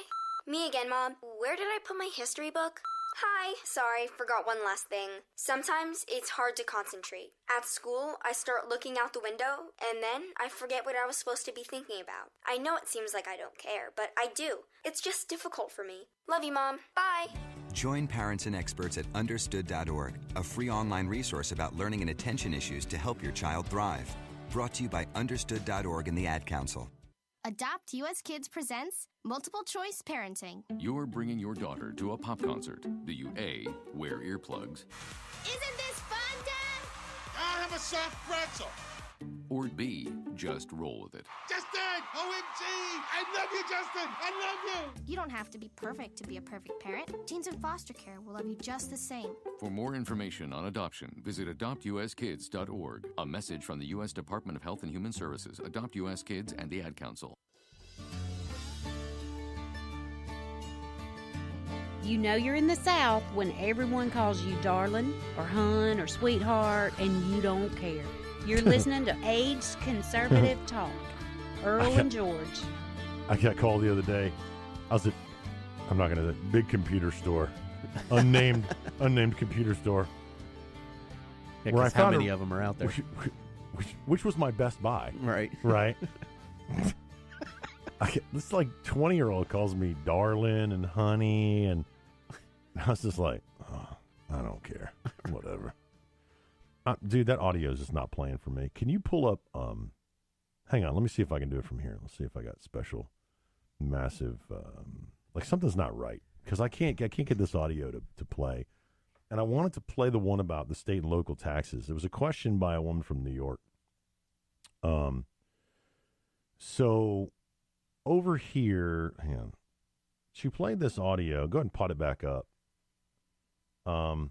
I'm trying to, it's weird. I'm logged into his computer now. So I'm in the studio. I'm now logged into his computer. And, oh, it's muted. That's why. Okay, so the track is muted. Got it. So listen how condescending this woman is. This is a really long cut, by the way. Okay, this is like an 8-minute cut. But she's from New York. Because one of the things we talked about last week was that the higher tax states are really up in arms about this state and local tax deduction. You know, in Alabama, we pay like 5.5%, something like that. Yeah. All right. So depending upon your income, you pay 5.5% in state tax. You can deduct that off your federal taxes. Right. And we've already said that, you know, the highest level state taxes is in California. Yep. Well, this woman from New York stands up and asks this question. Listen to this. Just listen. Senator Cruz, while I do not mind paying the state taxes required to make New York one of the best states in the country. Okay, can we all agree that New York sucks? Yeah, it's not one of the best states. I mean, literally, it is not one of the best states. When you have, where's New York hates you? Listen. Yes, we pay higher taxes because we're one of the best states in the country. Right? New York, you collectively suck. You really do. And their tax rate is 8.82%. 8.8%, and you pay, and you're a blue state. By the way, I'll be there in about 10 days. And it sucks, man. Anyway, so she continues, making New York one of the best states in this country. Yeah, whatever. That's your opinion. Come to rely on that SALT, state and local tax deduction. And she's a school teacher, by the way. Of course you rely on the state and local tax deduction in New York, where you pay 8.8% state tax. And it's actually been on the books since income tax code was invented in 1913. Listen to her talking down to Ted Cruz. This has been on the books since 1913. Because she's a school teacher, and that's what she does is talk down to people. She also pays 8.8% in state tax. And she said that it's been on the record since 1913. You know what New York's tax rate was in 1913? What? 0%. 0% tax in New York. By the way, you choose to live in New York and pay that tax. You do. By the way, under the Republican plan, you also get to double your deduction. Right. Let's say that this teacher makes $100,000 a year, which we all know as a public school teacher you don't. Right. You get to deduct You make $100,000. You pay your $8,800 to the government, and you get to deduct $12,000. Anyone want to challenge that math? 800-684-9925. The phone's not ringing. She continues. Oh, I went back to the beginning. Stand by. It's those who are. Hang on. Let me get back to where I'm supposed to be. Somehow I knew you were going to do that. I was going to hit the wrong button. Hang on. She continues. Here we go. It seems to me. Listen to that mouth noise. She's so condescending. Listen to this. In 1913, it seems that's to me that's the noise. And I'm about to shock you. Oh my gosh. That's teacher time. I did it again. They're not deducting their state. I did it again and I did it again. Hang on. I keep hitting the wrong button because I'm logged into his. How much rum did you drink? No, I'm logged into his computer, so I keep hitting the wrong stinking button. He's good. He's not slurring, so I'm doing all right. Okay, I want to go this way. And by the way, it's difficult trying to do what I'm doing right now. This is radio magic. What are you doing? I'm trying to get back to the condescending woman. Okay, so here we go. It seems to me that many GOP senators from red states are deliberately trying to punish blue Democratic states by removing the SALT deduction. Yes, because that's their intent. Right. We're gonna double your individual deduction, $25,000 for married couples, and punish those evil blue states. Listen to the victim mentality. She has made herself a victim. Of course. Which benefits higher tax states. It benefits Democrat states. Right. Listen to what she says. Listen to what she says. Listen how condescending it is. Listen. It seems to me that many GOP senators from red states are deliberately trying to punish blue Democratic states by removing the SALT deduction, which benefits higher tax states.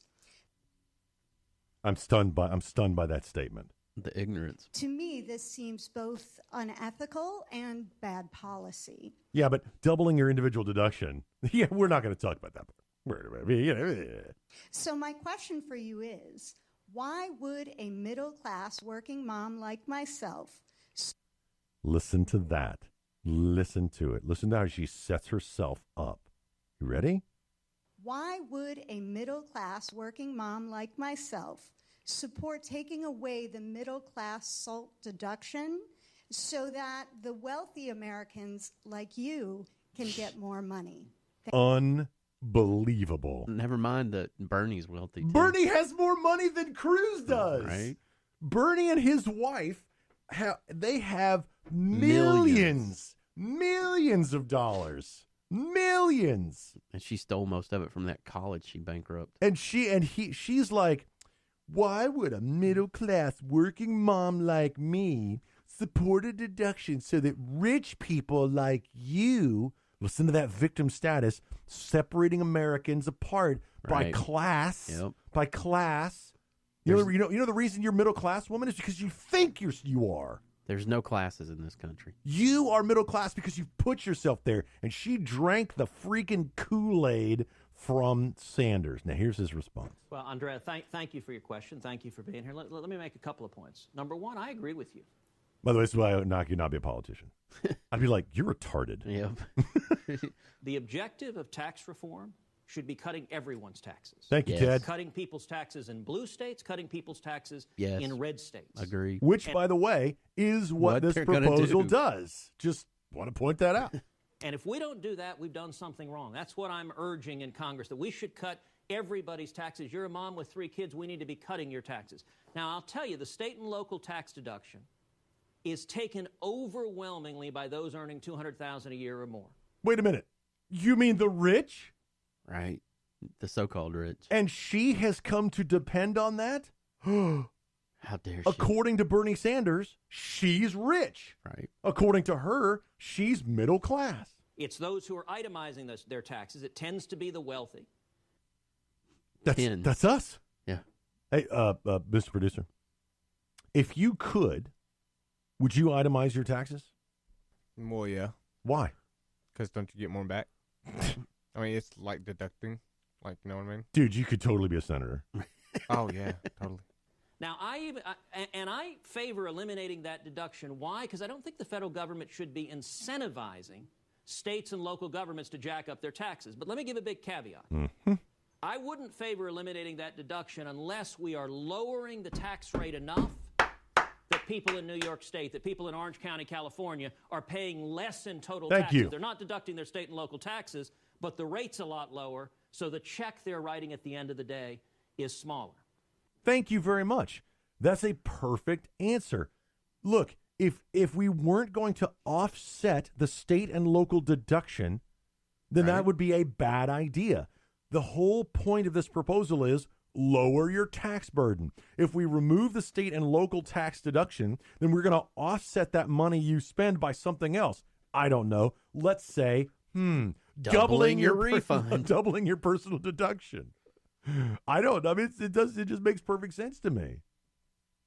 And he does it in a way where he's not like, look, you stupid woman, you don't know what you're talking about. He doesn't do it in a condescending way. Right.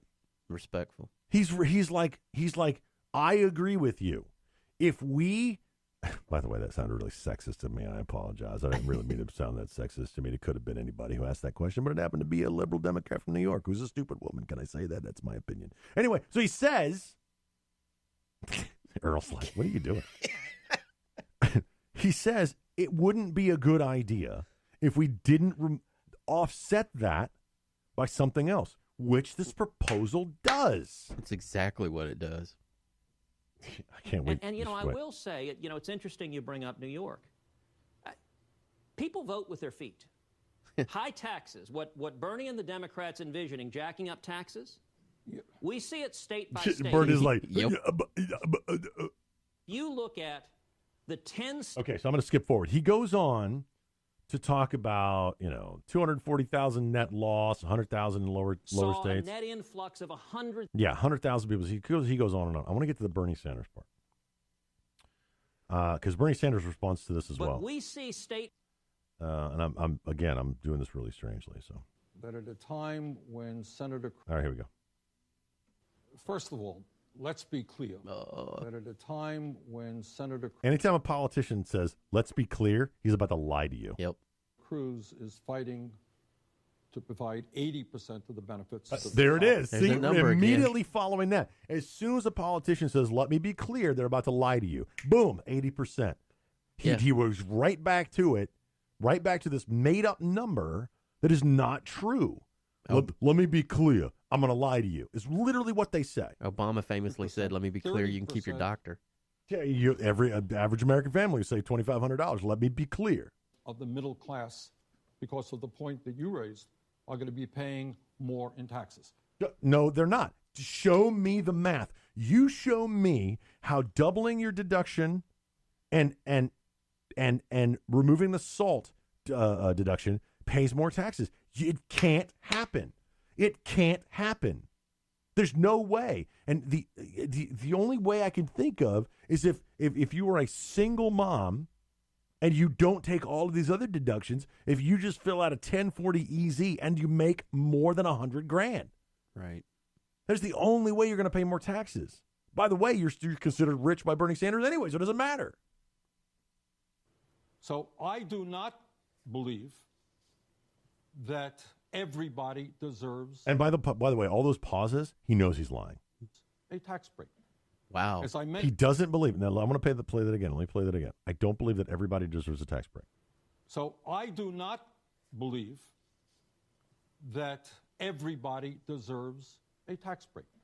So he's very predictable with his language, and he knows what he's about to say is controversial, and he's even questioning itself.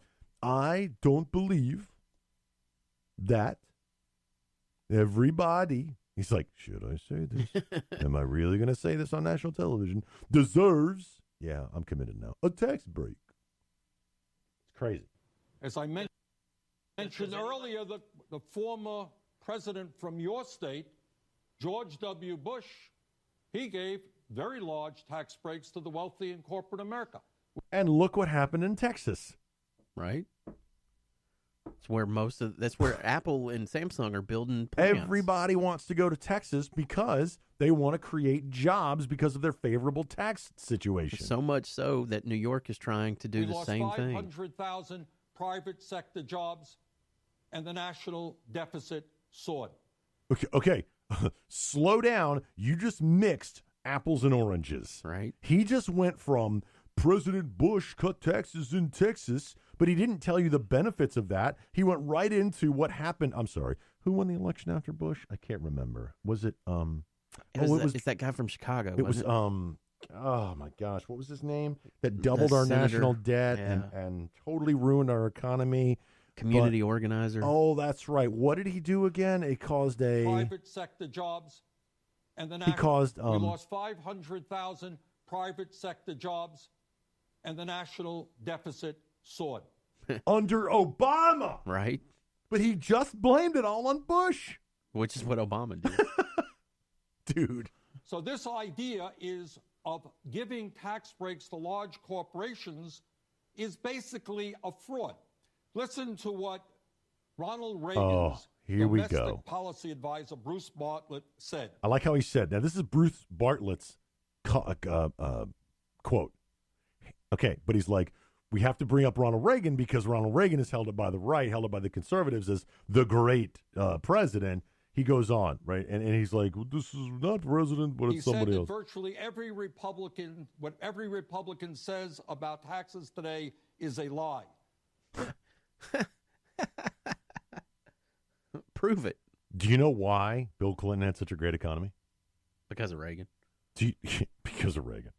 Reagan's OMB director, David Stockman, said that the idea that closing loopholes and adding growth will pay for trillions in cuts, quote, is just completely fanciful and irresponsible. No, because you've got to couple it with other economic decisions that benefit the country. He just gave you this quote completely out of context. Yep. Completely out of context, which made it sound as though Republicans during the Reagan administration were all about cutting taxes, raising taxes on the rich. That's not a bad Bernie Sanders. Not a bad Bernie Sanders at all. Okay. Guys, we got less than 10 minutes. We got to move on from the tax thing. It's real simple. They cut taxes. By the way, Bernie Sanders' tax rate was 13.5% when it should have been somewhere around the neighborhood of 16%. He paid just higher than me. By the way, if you go and you get your taxes done, you're gonna cut probably about 10% out of your taxes. My effective tax rate, let me get out of that system real quick there, Mr. Producer, because I see you moving stuff around. My effective tax rate's like 11%. Yep. Just go spend the $80 and let them itemize your taxes. You're gonna save thousands, maybe hundreds of thousands. And who wouldn't want to? Who are you? All right, quickly, I got to do a real quick rundown here, and then we're going to get to our douche of the week. It was a football coach. Every time they tackled this guy on the opposing team in New Gloucester High School, every time they tackled a Yarmouth football player, they stood over him and said, "Who's your daddy?" Oh, wow. Now, it turns out the coach was fired because of this, and I think rightfully so. Well, that's trash talk 101, though. They knew the kid has 2 lesbian parents. Oh, damn.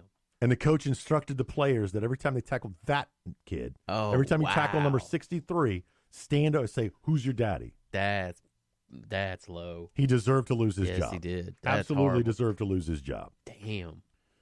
Melania Trump has cut the First Lady's budget. I just want to go over Excellent. this.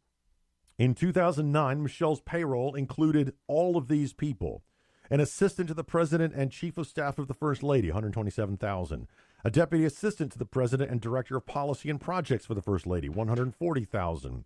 And a special assistant to the president and director of communication for the First Lady, $102,000. Special assistant to the president and deputy chief of staff for the First Lady, $102,000. Wow. Deputy of chief of staff to the First Lady, $90,000. Director and press secretary to the First Lady, $84,000 a year. Director of scheduling and advance for the First Lady, $75,000. Deputy secretary of policy and projects for the First Lady, $70,000. Deputy Director in Scheduling and Events and Coordinator, $62,000. Deputy Director of Advance and Trip Director for the First Lady, $60,000. Special Assistant and Personal Aide, $60,000. Associate Director and Deputy Press Secretary, $52,000. Special Assistant for Scheduling and Traveling Aide for the First Lady, $50,000. Associate Director of Correspondence, $54,000. These are all for the First Lady. Executive Assistant to the Chief of Staff to the First Lady, $40,000. Deputy Associate Director of Correspondence, $36,000. 16 people. What are we up to? About $800,000, $900,000 a year? We're all there. We're all there to help out the First Lady. That was her. There was 16 people were her handmaidens. Wow. To the tune of $1.24 million. Sheesh. For Michelle Obama, not her husband, Michelle stinking Obama, $1,240,000 of your money. They put their mother-in-law on there too. Melania Trump, Assistant to the President, Chief of Staff to the First Lady, $180,000. Special Assistant to the President, $115,000. Director of Communications for the First Lady, $115,000. Deputy Chief of Staff and of Operations for the First Lady, $115,000. Deputy Director of Advance for the First Lady, $77,000. That's it. Dude. She cut the First Lady staff from 16 to 4. Wow. How much was evil. How much was the difference? Michelle Obama spent $1,240,000 per year while she was the First Lady. Wow. Melania Trump, $486,000. There you go. Wow. That's awesome. That is how you cut government. Yep. Are they going to hear about that in the news? Nope. Of course not. John Cornyn, Republican from Texas. John Cornyn, Republican of Texas, is holding up the nominee, Russ Voigt, hostage. What does John Cornyn want? He is a member of the Senate leadership. He is holding the nominee hostage in order to get blank. Earl. I have no idea. Mr. Producer. Bananas. It would be funny if it was bananas. I want bananas, and he's not getting his nomination. He's holding up the nominee of the President of the United States as the Office of Management and Budget's Deputy Secretary to Mick Mulvaney for Hurricane Harvey relief money. Oh, my. Really? We've already sent that. They want more. Oh, of course. Here's my question. Can anybody tell me what the president has to do with hurricane relief money? Anything. Anything. Anybody? Nothing. So why is John Cornyn, a Republican, holding up a nominee by President Trump? Because he thinks, he thinks that they're not going to get their money. And the president's already said, we're going to do everything we can in relief. And they're still doing it in Florida. They're still doing it in Texas. They're still doing it in Puerto Rico. Don't believe what you hear. Don't believe what you hear. In Shelbyville, Tennessee, a White Lives Matter rally is for next week. They are closing streets, and they are expecting intense violence. Yep. Organization in Charlottesville, after what happened in Charlottesville, same group sponsoring White Lives Matter. Now, are these the KKK guys? Are these the neo-Nazis? Yeah. Probably. They'll be there. I got no problem. I believe White Lives Matter. I believe Black Lives Matter. I believe Brown Lives Matter. Right. I believe every color lives matter. I believe, purple, green, and pink. because I believe lives matter in general. And what is it? Jesus loves all the children of the world? Yellow, black, Y'all and start white? singing. I did that one. I'm going to close on this one, then our douche of the week. I know we got like 1 minute, 2 minutes. Yeah, I was like, 2 minutes. Yeah. I got to go to the story, and I might go long. Yeah. I'm sorry if I go long. Yeah, it's the scout. Well, look, here's the deal. The douche of the week is Florida Democrat Frederica Wilson. Congratulations. We don't even need to do a contest. We all agree you suck. And your hat is God, you horrendous. suck so bad. Pissing on a soldier. Ames Mayfield, 11-year-old Cub Scout from Colorado, came well prepared. His den had been assigned the task of coming up with current events questions to ask Republican State Senator Vicky Marble. After it was all over, however, Mayfield got kicked out of his scout den. For what? Mayfield asked Marble questions on topics ranging from her 2013 comments about black mortality rates, and a bill that would allow domestic abusers to purchase guns. Quote, I was shocked that you co-sponsored a bill to allow domestic violence offenders to continue to own a gun, end quote. Why on earth would you want someone who beats their wife to have access to a gun? That's a kid saying that? Yeah. Wow. Yeah, 11 years old. While Marble answered Ames' questions calmly and respectfully, there were still consequences. After the Q&A with Marble, Lori Mayfield said a Scout pack leader met her to tell her that her son was going to be kicked out of the den because the questions were, quote, disrespectful and too political. Wow. What are we teaching this kid? That you can't ask questions. For her part, the Republican state senator says she didn't want the kid kicked out. She didn't think they were disrespectful. She thought they were political, and she thought they were perfect. She thought they were there. She faces those questions all the time. They are the ones who determined that he got kicked out, not the senator. She had nothing to do with it. So the scout den in Colorado said, "Hey, we're going to kick him out." Too political. Here's what the Boy Scouts said. The Denver Area Council committed to working with families interested in scouting to find local units that best fit for their children. Seriously? And they can't comment on regards of their youth members. Wow. The Scouts have lost their mind. Unbelievable. They have lost their minds. Guys, thank you so much for listening in today. We love you guys. Thanks for spreading the word. Thanks for liking us on Facebook. Thanks for everything you do for us. I will be gone the next 2 weeks, man. I'm going on vacation. I don't know what we're going to do. Yep. We'll be gone for 2 weeks. I'm not calling you from a cruise ship. There you go. Y'all get out there and do something nice for someone you don't know, Earl. Have a good weekend. We love y'all. Mr. Producer, thank you so much. Roll Tide. Y'all be blessed. Roll Tide.